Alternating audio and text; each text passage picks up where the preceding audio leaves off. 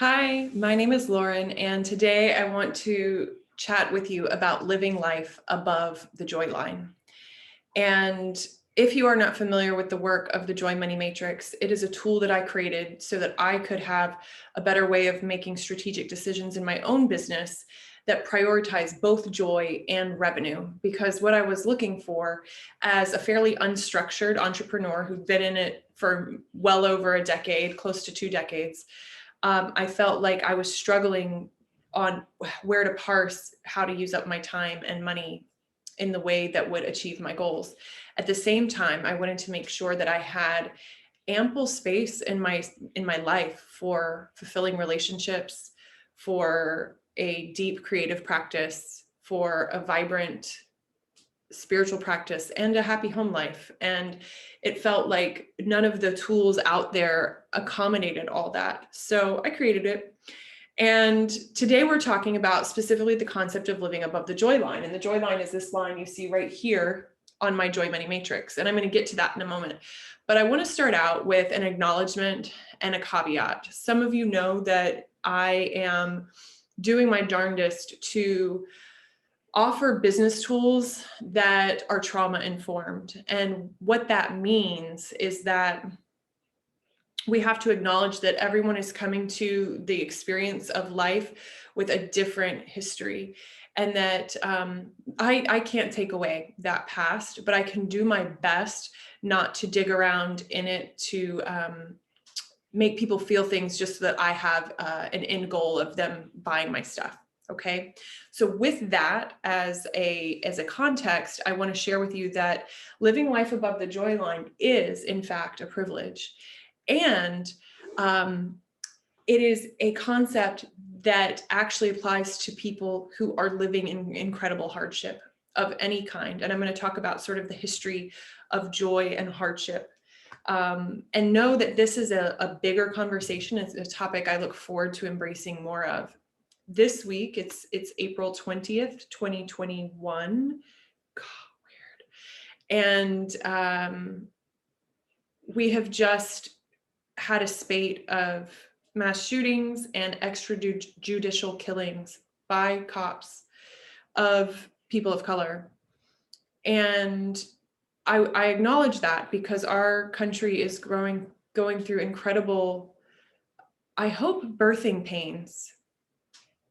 To refer to that Yeats poem about the sinner cannot hold, and that we're moving towards whatever is coming next, and whatever comes next is going to be a birth of something better, something more innocent, something greater. And the reason I acknowledge that is because sometimes people say, oh, joy is just the province of the privileged. And I want to push back on that, because joy, in fact, has been something that is precious and springs from incredible pain. And in Buddhism, they have a term for it even.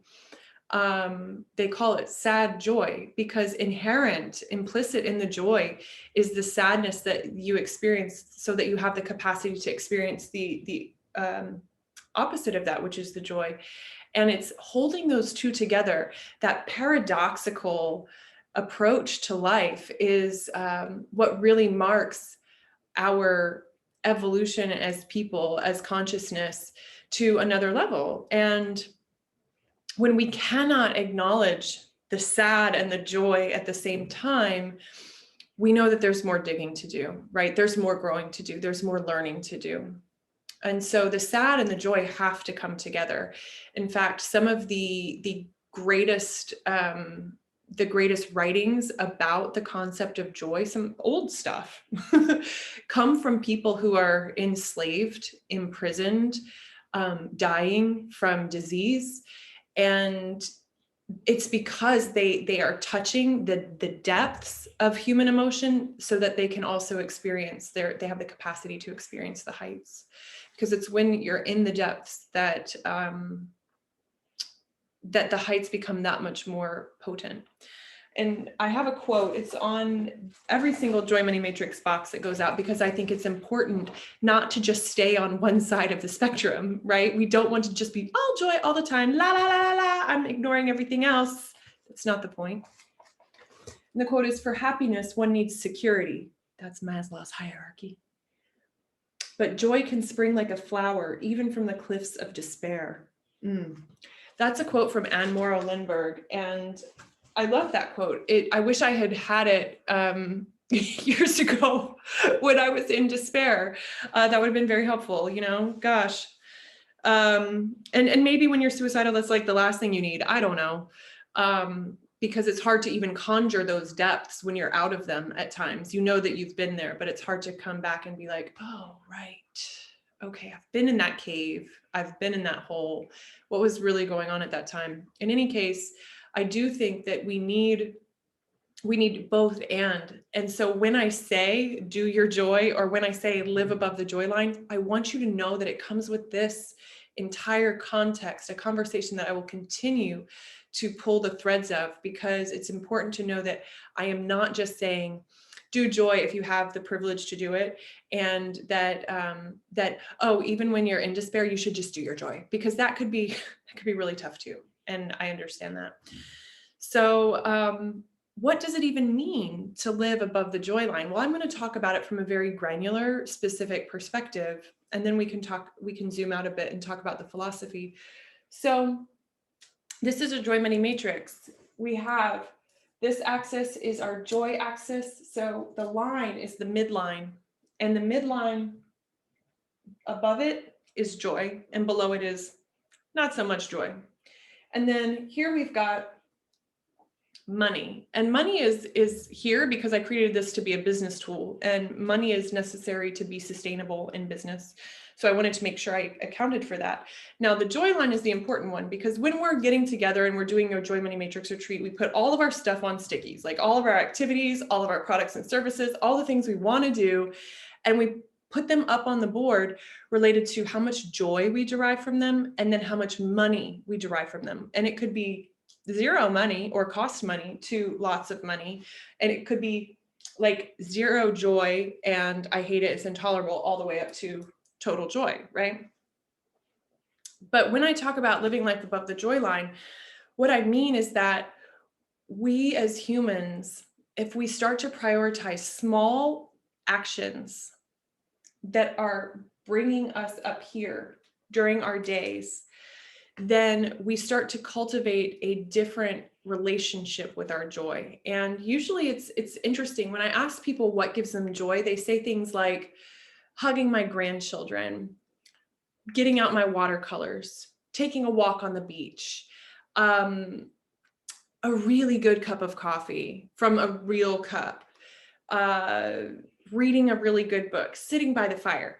Okay, in any of those answers, did you hear something that cost tons of time or takes a lot of money? I mean, maybe if you don't live near a beach and you have to drive or fly to one, okay, I'll give you that. Literally almost never do people say things that cost tons and tons and tons of money, like travel if they say that, but the vast majority of joy-giving, generative activities and tasks in life are typically low time commitment and low money requirement. And yet, we continue to say we have neither the time or the money to prioritize those things. Because what about work? And what this won't get done? And what about that? And so, and I've talked about this in other videos, we hold these joys hostage to our conditions, our ransom notes saying, when you have more time, I will let you take a walk. When you have more money, I will let you take out your watercolors. You are your own kidnapper of joy. You are your own thief of joy, because the joy can happen even in those moments of despair. And we can talk about that sometime. If you ever want to talk about your experiences and you're like, hey, Lauren, just message me on Facebook and we can have a little Facebook chat. Because this shit is real. Life is hard. And I want you to know I'm not coming at you in the depths of your existence and saying, oh, just be joyful. That's not what I'm saying. When I say live above the joy line, I'm saying make the micro decision that you can allow yourself to experience the goodness of reading a book for 5 minutes, the goodness of hugging someone if you have someone safe to hug during COVID. There are little ways that we can start to bring joy into our lives, even when life is super hard, but especially when life is super hard. And I think that joy in times of hardship, so that sad joy concept, is actually easier to access than, say, a practice like gratitude. Why is that? Here's why. Because in order to get to joy, we have to do something. And gratitude is more of a state of mind. And when you are feeling not great, when your central nervous system is not operating optimally, when your external factors, Maslow's hierarchy, food, shelter, safety, clothing, that stuff, when that's off the rails, cultivating gratitude is really fucking hard. It is. And so all those people being like, gratitude is the tool, gratitude is the tool. Okay, yes, I love gratitude, thank you. And it's really hard to look someone in the face and be like, you need to practice gratitude, because it's so hard to summon gratitude when you are having a rough go. Why do I think living above the joy line is easier and more accessible? Because it requires an action.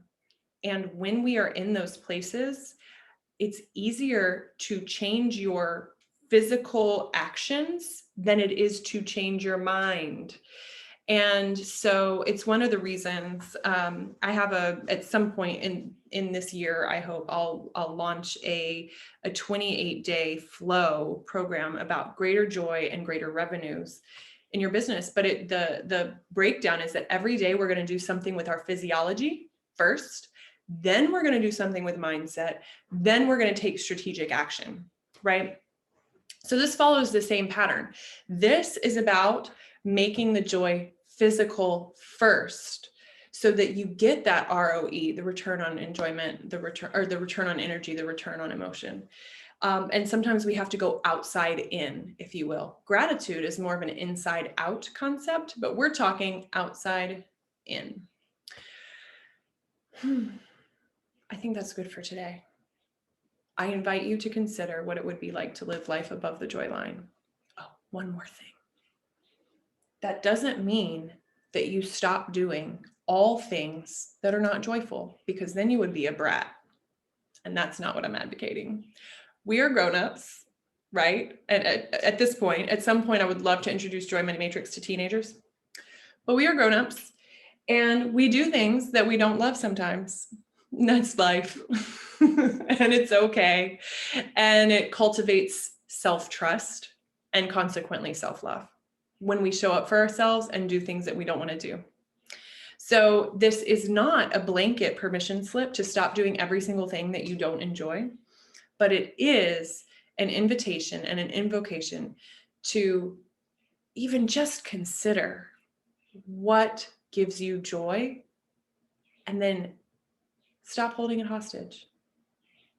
Take the 5 minutes and the almost no dollars and do your joy. So thank you for your attention today. If this was helpful at all, or if you have questions, you can always ask in the comments, and like, of course, please, and subscribe, and I'm trying to think if I have any other. No, I think that's good for today. I look forward to continuing the conversation. Peace.